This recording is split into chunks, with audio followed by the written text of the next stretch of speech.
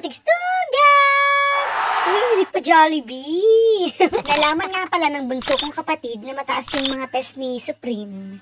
Kaya dali-dali siyang nag-chat. Ayun sabi niya, bilihan ko daw ng Jollibee si Supreme. At sabi niya, orderan ko daw sila ni Marta.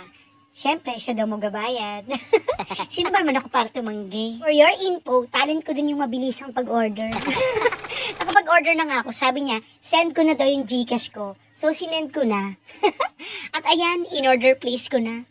And later on, dumating na agad yung delivery ng Jollibee. Yay! Madalas talaga, pag nalalaman ng mga kapatid ko na mataas yung grade ni Supreme, talaga nagtitreat sila, kahit nung maliit pa siya. So, nauna na nga kaming kumain nila Marta tsaka ni Daddy. Since wala pa si Supreme, nasa school pa niyan. Pero 30 minutes na lang naman, nandito na sa bahay si Supreme. Many minutes later. And later on, nandito na si Supreme, sabi ko sa kanya, iligpit niya muna yung gamit niya, tapos kumain na siya. Sa mga oras na nga niyan, hindi niya pa alam. Sabi ko, bumili na siya ng pagkain niya, sabi niya ayaw niya. So ayan, sabi ko na nga, okay, sige, ito na nga yung kainin mo.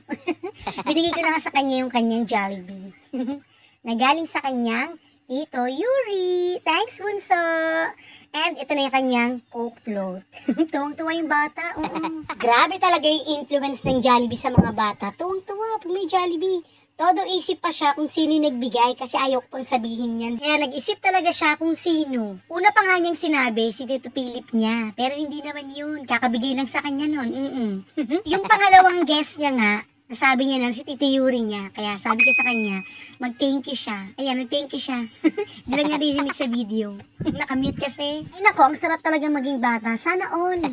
Hindi naman namin siya ganun pinipressure sa pag-aaral. Basta sabi ko sa kanya, makapasa lang siya, okay na. Pero dahil mataas nga yung mga grades niya, ayan, at nasiyahan yung kanyang tito.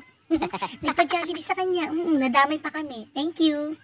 Ang sabi nga niya dyan, i-video ko siya para remembrance. Kasi hindi ko raw lagi siya binibideo pag binibigyan siya ng mga tito-tita niya.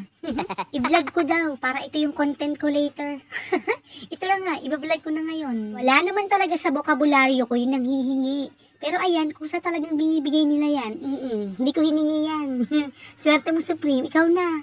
Pero lagi ko sa kanya sinasabi, kahit walang ibigay o may ibigay man, maging thankful pa rin siya. Okay lang yun. Ang mahalaga naman is yung hindi siya nagloloko sa pag-aaral. Diba? At itinatatak ko talaga sa isipan niya na di mahalaga ang medalya, basta merong diploma. Diba? Pero aminin man natin sa hindi, ang sarap talaga sa feeling kapag yung bunso mong kapatid, ikaw yung mas matanda, pero ikaw yung nililibre.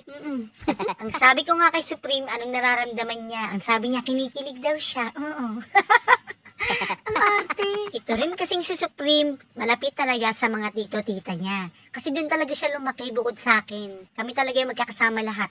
Kaya bonus na lang talaga kapag may mga bagay na ganyan. Yung hindi niya hinihingi pero kusang binibigay. Diba?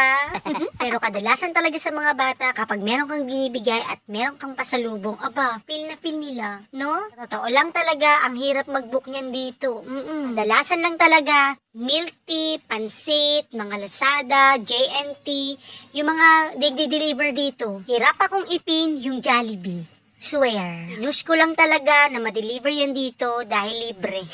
Kaya hindi talaga pinapatay ni Ryder yung call niya. Para lang madala yan dito. Sorry na. Buti na lang din talaga, mabait si Ryder. Kaya from now on, alam ko na mag-order sa Jollibee. Kahit hindi ko masyadong mapin dito sa location namin, at least, maintindihan naman nila. So, tapos na nga siyang kumain yan.